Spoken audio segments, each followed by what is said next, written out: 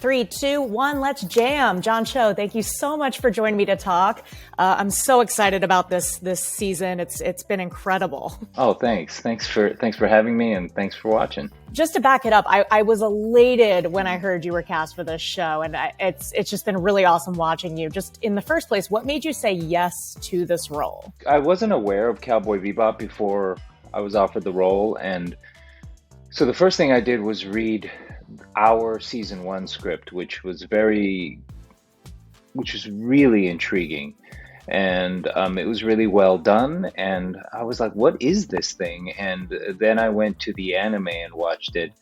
And when I put the two together, I was really hooked. It didn't seem like anything else I'd ever seen or read before, which is always a good place to start. It was just a really intriguing world, and I could tell right off the bat that they were doing something really interesting, like blending all these genres into one fun mess. And I will say also, upon watching the anime, I was like, this music is really different. And it's really individual and idiosyncratic, and that was really kind of the hook for me. The theme song is like one of the greatest in TV history. Netflix should remove that skip intro option for this one. But how important was it for you to have Yoko Kanno attached to the series and know that she was going to be a part of it? Well, I would have been really worried if we didn't have her. I keep saying that her music changes the meaning of the show, the choices she makes, and sort of scene to scene. Because there are scenes I go, oh, if I had the sound off, I would understand the scene to be A. But because she's playing this underneath, I have a different understanding of the scene. So that was one of the first things we talked about, and thankfully, I said, is Yoko Kanno coming back for this? And I got a yes, so I felt really confident moving forward, because I'm not sure how we would have replaced her. We could have tried to imitate her. I just don't think it would have worked. Yeah, I agree. From the moment we first see you in the show, we get this really great, like, it's just right off the bat. You see the charm, the finesse. Like, I was like, yes. When it went into diving into finding out who your interpretation of Spike was going to be, what was that process like in, like, finding the mannerisms that were translatable into a live action sense? I'd never done anything like this before. And I was it was a really interesting character, but it was also an illustration, obviously, not a human being. Because I'd sort of done something like that with Star Trek, and strangely, I felt like I had more latitude with the human coming after an actor. I felt like we had to be more exact, but also I didn't really have a roadmap. But anyway, to answer your question, finally, I really relied on the physical stuff. First off, I had to kind of develop as much proficiency as I could in martial arts and fighting. And that actually really helped a lot, because it gave me a body language and a posture and all that stuff. And then I started just copying the way he stood and walked and trying those things on for size. And because, like I said, we wanted the characters to be recognizable as the characters from the anime, but we also wanted to feel free and creative and all that stuff. So it was definitely a blend and a mix, and hopefully we got it right. But it was, kind of our first try, and we were just hoping that this all worked. When you sign on for the show, you go and watch the anime series. Did you have an idea of what the overall plan is? Because the ending of the anime is very finite,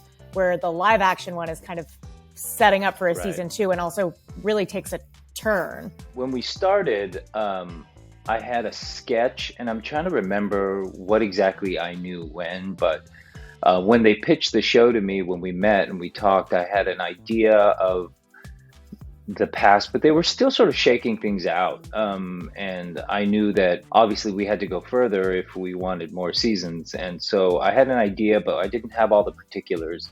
And it wasn't until we got to New Zealand, where we shot the show, where our showrunner really broke down exactly the whole season for us.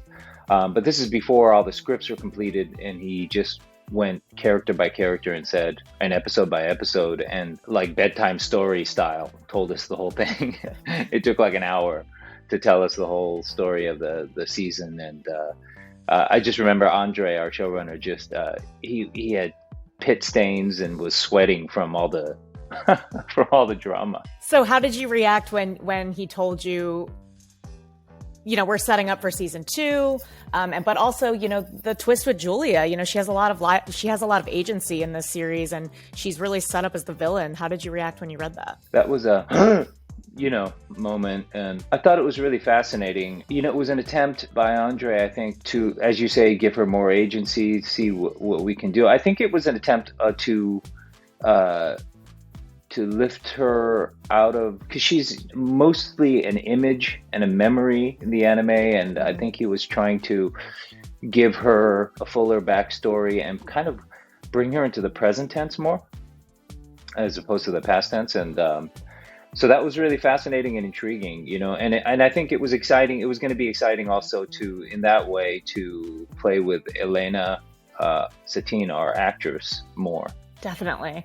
And so you've probably had to dodge 150,000 Ed questions leading up to the series, but now that the series is out, I feel like we could talk about it. How do you feel about Ed joining the crew for next season? Oh yeah, new elements, new variable. I only had the one scene with them, but just kind of the perfect energy pitch. I was like, this is gonna be fun. I just remember shooting that scene with Eden, and the energy was so intense, and I was playing, if you've seen it, I was playing dead drunk, and and I was like, this is very real. They're very loud, and I'm playing very drunk, and I'm laying down in a wet street, and it was a very memorable evening, and I was thinking, this is going to be, if we get a season 2, this dynamic is going to be hilarious moving forward. What are your hopes for season 2? I'm feeling confident that we're getting it. Everybody's talking about it. Everybody's watching it. So what do you hope for season 2? Let's manifest. I hope to get weirder and darker. I always hope that for some reason. I also really want Spike to be happy. This season was rough for him, and the season ending was.